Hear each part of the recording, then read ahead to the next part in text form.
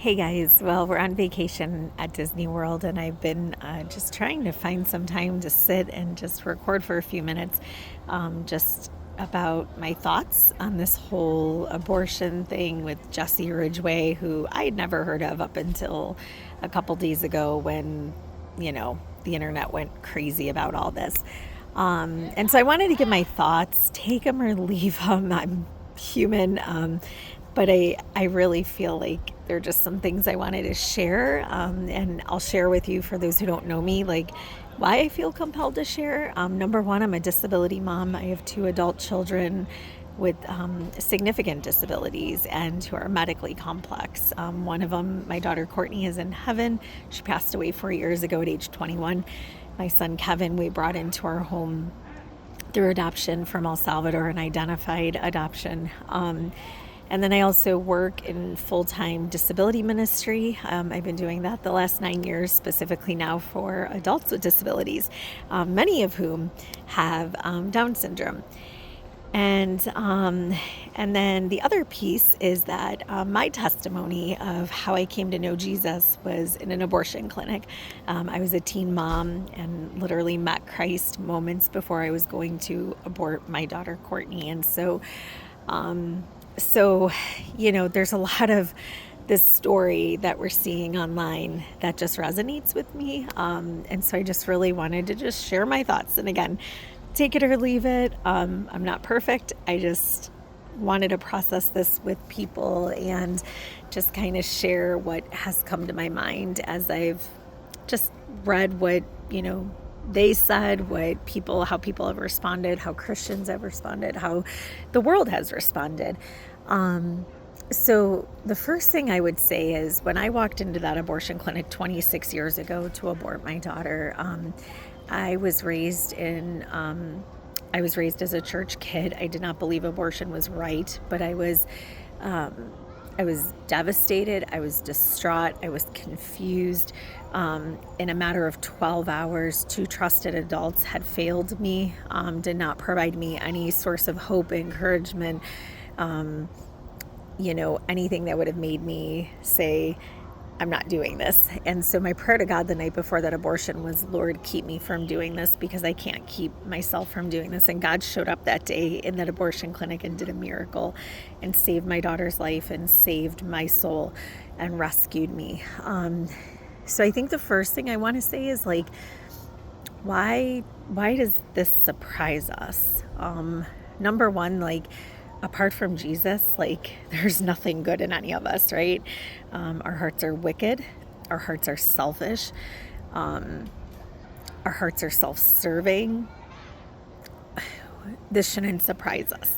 And so I'm not caught off guard. And I am a big pro-lifer because of my experience in that abortion clinic. I go to that clinic every year on August 16th, and I share my testimony, and I do the March for Life, and you'll see me post on my story often about pro-life issues.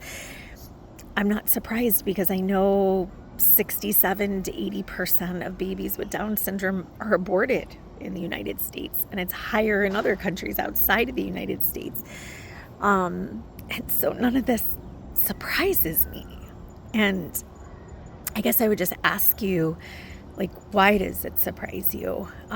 Is it just ignorance that we don't understand how prevalent abortion is in the disability community for people with Down syndrome, babies with Down syndrome? I don't know. I'm genuinely asking, but this doesn't surprise me. I also know that just without Jesus, we're lost. We're lost. There's nothing good in us. Jesus is what changes us. Jesus, it transforms our heart. Jesus is who puts anything good in us, right? His Holy Spirit. And so the fact that these people did what they did and said the things they said, I'm not surprised. Of course I don't agree with it, but I'm not surprised. So that's my first thought.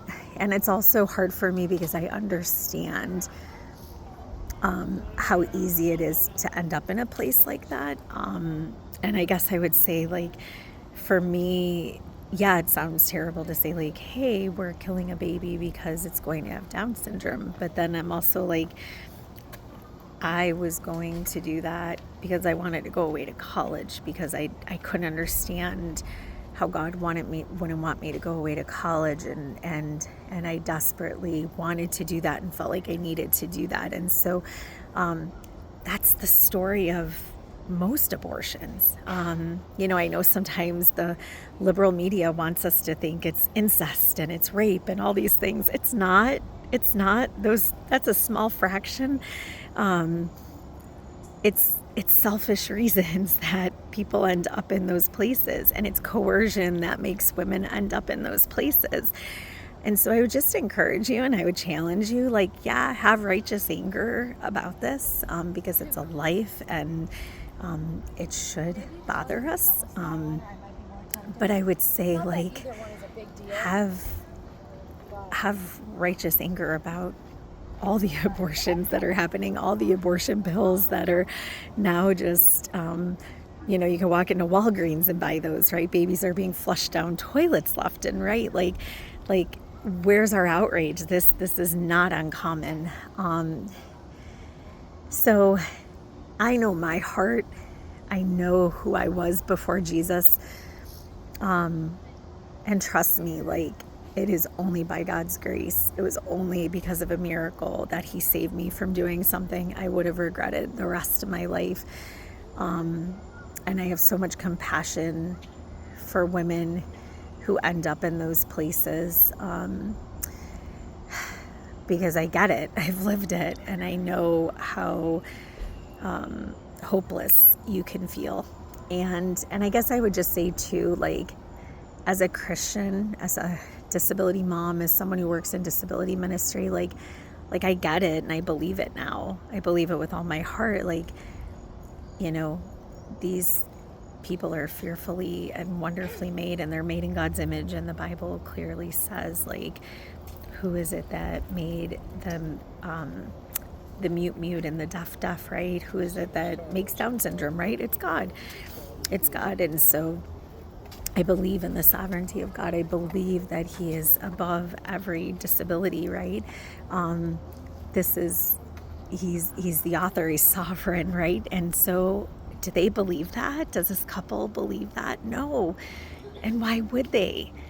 I mean, even the language they used, that this was like a glitch, right? A chromosomal glitch, or however they said it, the language they used. I mean, they look at this like this is just some random thing that happened to them, and they hope that next time there's a better outcome, right? Where for those of us who believe in Jesus, for those of us who believe in the sovereignty of God, who believe Psalm 139, who believe that he is over and sovereign over disability, like, we don't believe it's a glitch, right? We believe that his hand was on it, that he is the designer, he is the creator, right? Nothing gets filtered through his hands that isn't with love and with goodness, right? And so there's just a depravity there that we need to recognize. I guess that's what I really want to say. There's a depravity we have to recognize for this to make some sense.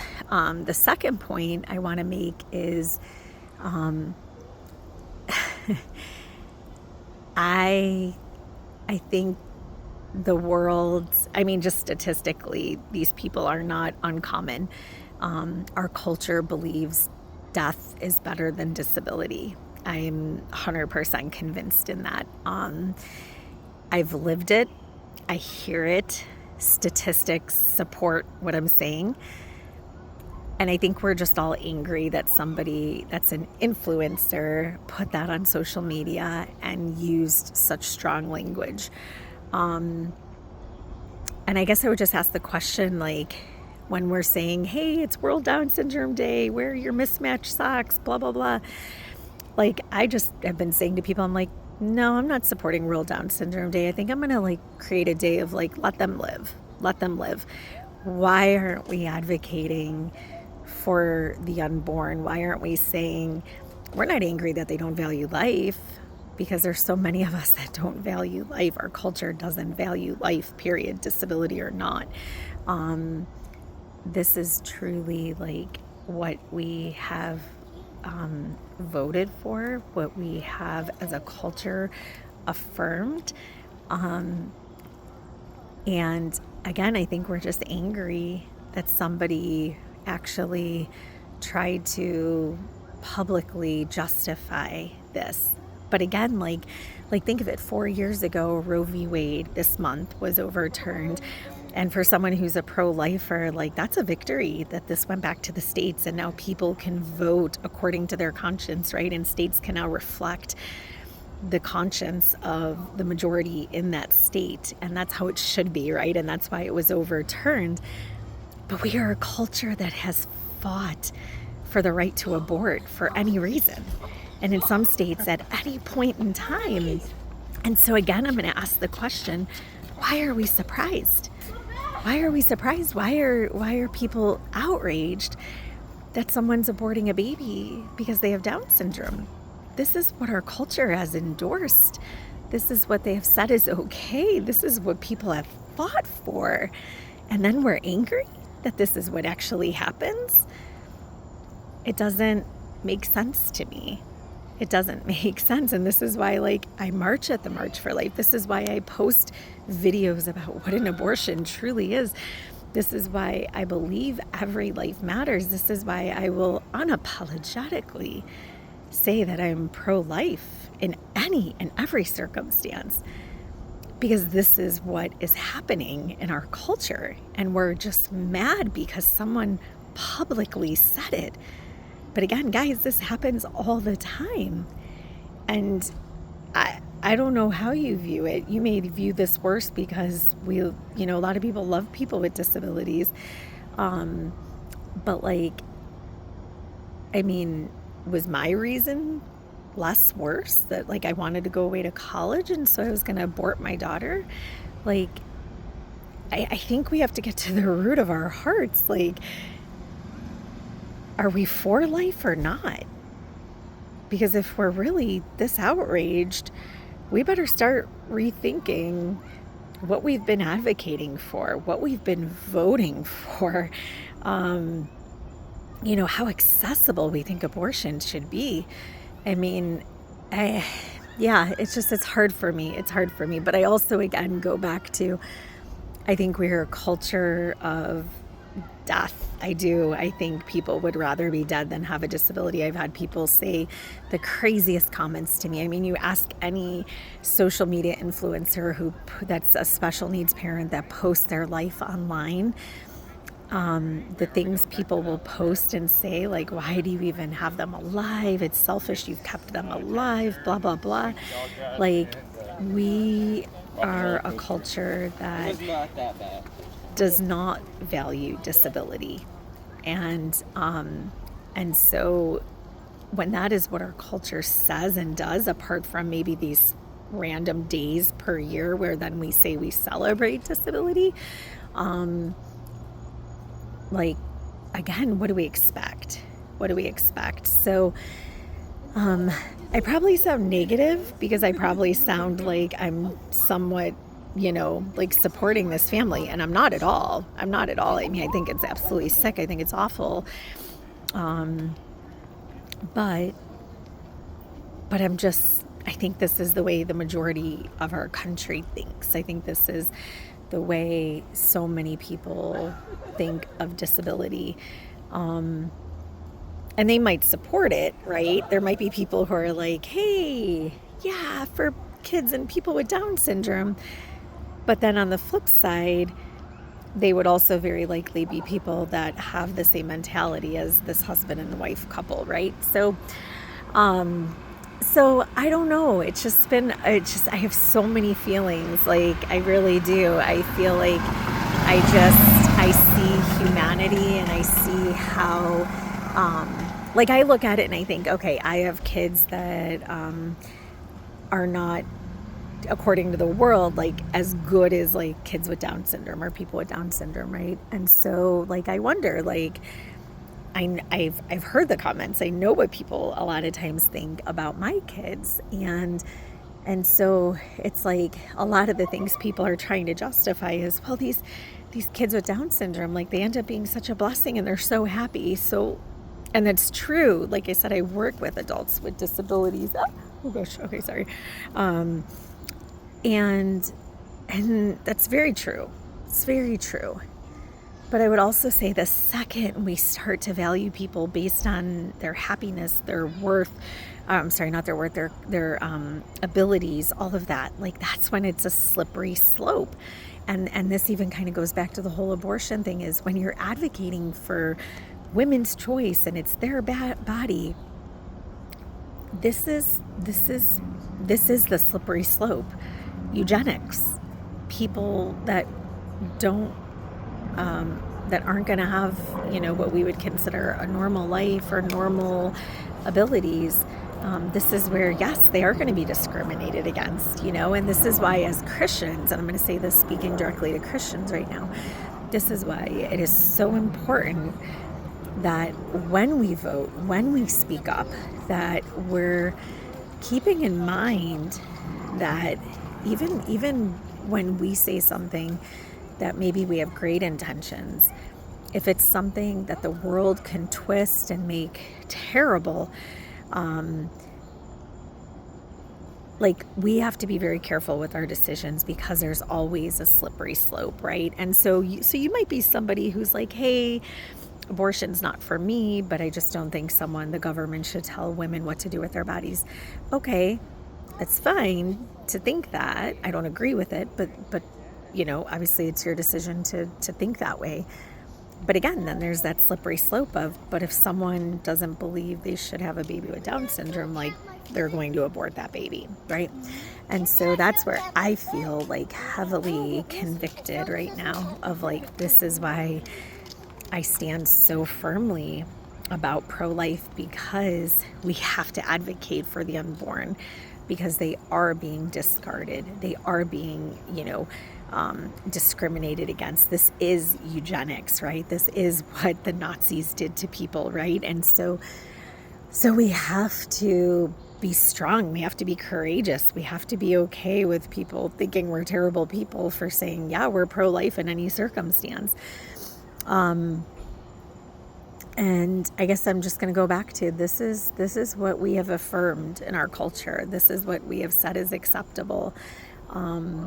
And I'm happy to see so many people having outrage. I'm happy to hear people talking about the value and worth and dignity of people with disabilities. But I just feel like we have to recognize, like, these are the things that are going to put this population at great risk. And so I would just challenge people to really think that through. And I would also say, like, we are a culture that does, and I think this even permeates the church. I hate to say that, but that's been my experience too in a lot of ways. We just, I don't know, we don't always value life. And in so many ways we show that. And we don't always show that disability is beautiful, and disability is that we have a creator who has a purpose, right? I mean, I know so many people who believe this and speak for this and stand up for this and post about this. But our lives have to show that, our churches have to show that, our voting has to show that, right? Like, everything needs to show that, otherwise the world isn't going to get it. The last thing I want to say too is just these doctors. Like, I mean, I have had doctors say some of the worst things in the world to me. I mean, I remember when my daughter was born, and she was still in the NICU, I had a doctor say, like, hey, go on a waiting list for a nursing home in case someday you and your husband want to decide to have healthy kids. That is speaking that my daughter's life was disposable. That if I want to have healthy kids, because they're saying that those kids would be more valuable, more worth my time and my energy than my daughter, right? I remember when I told one of my daughter's physicians, as we were in the process to adopt my son from El Salvador, was telling her about Kevin, and she said, well, I would at least want one that walks and talks, right? And so that's just 2 examples of ridiculous things that have been said to me. And so I will just say this, like, these doctors, they come with biases. They often bring their own biases into their practice, into what they say, what they do.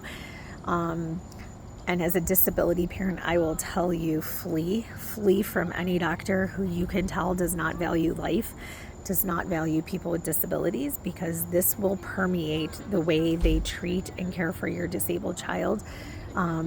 This will be obviously the way that they counsel and give medical advice to someone who is facing a diagnosis like Down syndrome or any disability diagnosis prenatally. And so, I also would say, like, stand up to these doctors. Say to them, like, that's not okay to say, right? Like, you don't get to bring your biases into this. And I always have wondered, what does it hurt to encourage a family? What does it hurt to tell a family, like, you can do this, you're going to be able to do this, and there's resources and all of that to be able to do this? Because again, we don't want to go the route of, oh, Down syndrome kids are so happy and they're so amazing. They are. But what if this is a family who's getting a prenatal diagnosis of someone who's going to have lifelong significant disabilities? They still need to not be aborted. They still need to not be discarded. They still need to be born and loved and cared for, right? And their value and worth and dignity should never be dependent on their abilities. And that is where our focus in these conversations, these very important conversations, should not even be specific to Down syndrome. This should be specific to people with disabilities, babies with diagnoses, right? We need to be advocating wholeheartedly that nobody's worth, nobody's value, nobody's dignity, nobody's livelihood needs to be based or should be based on their abilities. And again, guys, I'm going to say it. We live in a culture that is how we think. That is how we treat people. I see it all the time. I see it in my own experience as a mom. I see it in my experiences in ministry. I see it as my experiences as a Christian. Like, we are a culture that is obsessed with what can you do? What are you capable of? And so again, as much as this whole situation has angered me and frustrated me and broken just my heart, I'm just not surprised. I'm not surprised, and nobody really should be. I hate to say that, but nobody should be. And it's kind of shocked me how surprised people are. And I'm like, but again, this is what our culture is. This is who we've become. And I get it. Some people have said this is a personal choice and they shouldn't have shared it publicly, but they did. They did. And maybe it needs to make us stop and go, why does this bother me? Does it bother me because this was shared publicly? Or am I just really bothered that a baby with a disability was aborted because they had a disability? And those are 2 different issues, right? And I think we have to figure out moving forward, how are we dealing with both of those issues? Are we switching from being pro-choice to pro-life? Are we going to advocate for that? Are we going to vote that way?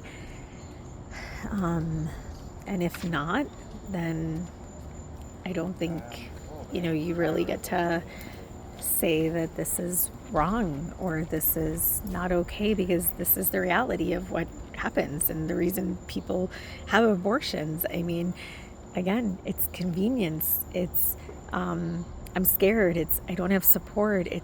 I found out the baby's going to have a disability. I'm a single mom, whatever the case may be. It's all selfish. It's all wrong. It's all sin. It's not okay. And again, our culture wants you to believe that when you vote pro-life or pro-choice, and when you advocate for pro-choice and my body and this and that, they want you to believe that it's to protect those crazy small instances where it's rape or it's incest or anything like that, and it's not. So don't be deceived by that. This is what our culture has voted for. This is what we have asked for, is for people in most states to be able to have abortions at any time for any reason. And so, again, yeah, it upsets me, but I can honestly say I advocate for people with disabilities every single day of my life. And so I look at this and it just gives me the strength and even more courage to say, yeah, this should outrage you. This is what abortion is. This is what our culture does. This is what doctors say and do. This is how desperate and hopeless people feel, right? This also gives me encouragement, just reminding me how important it is to be an advocate for the disability community, right? And you know what? Here's the thing too, for those of you who have posted and have said this is a private decision, it doesn't need to be public. It's not private. It's not. Another human being was just killed for having a disability. It's not private. It's not private. I'm sorry. Separate DNA. They don't have Down syndrome. The parents don't, right? They don't. This baby, separate DNA from that mom. This is a human life that we just watched get killed because they have a disability. I'll say it again, it's eugenics and it's wrong.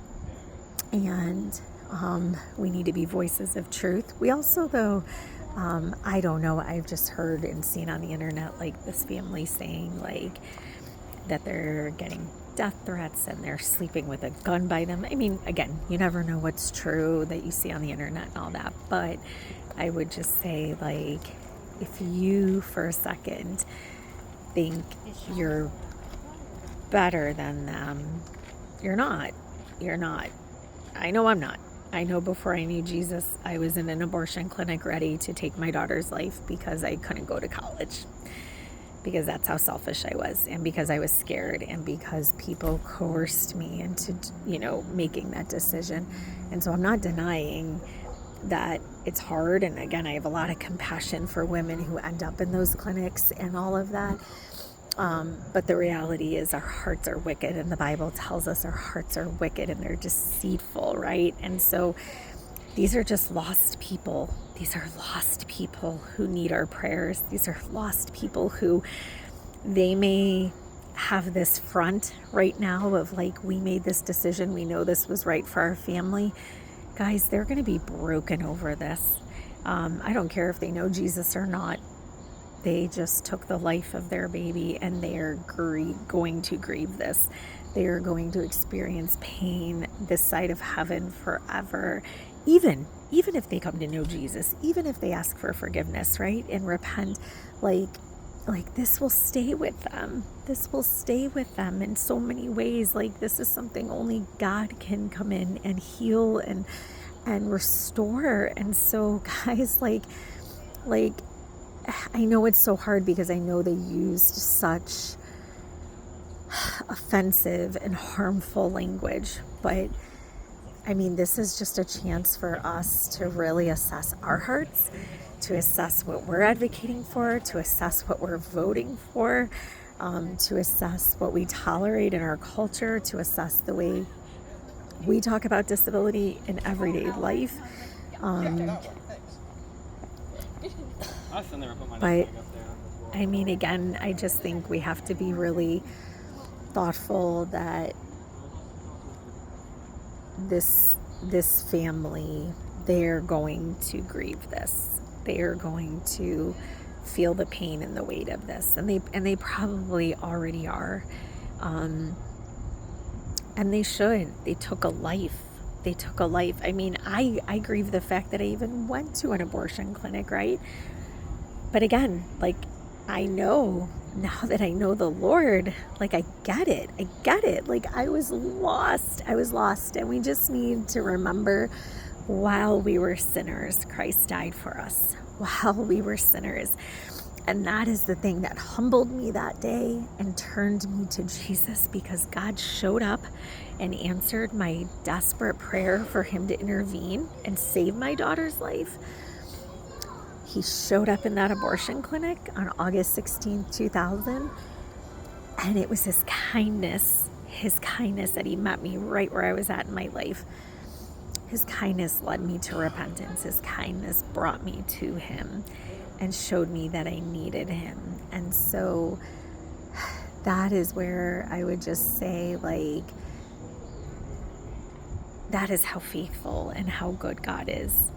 That even in our sin, even in our wickedness, that he shows up and he can still meet us where we're at, and he could change our hearts. And so really we need to be praying for this family. We need to be praying for them that God would just change their hearts, that someday they will be able to ask for forgiveness for this and understand their sin and turn from that and turn to Jesus and get healing from this atrocity, and pray that their hearts and their minds would be changed about disability, because it's a lie. It's a lie. It's a lie that permeates our culture. Again, still, I believe even permeates our churches often, that people with disabilities do not have the same value and worth as people without disabilities. And so pray that their hearts and their minds would be transformed, right, by the scriptures that tell us the exact opposite, right? That tell us that we are fearfully and wonderfully made, that tell us that every day of our life was ordained before even one of them came to be. Before I knew you, I set you apart. Again, who makes the deaf and the mute? Is it not I, God?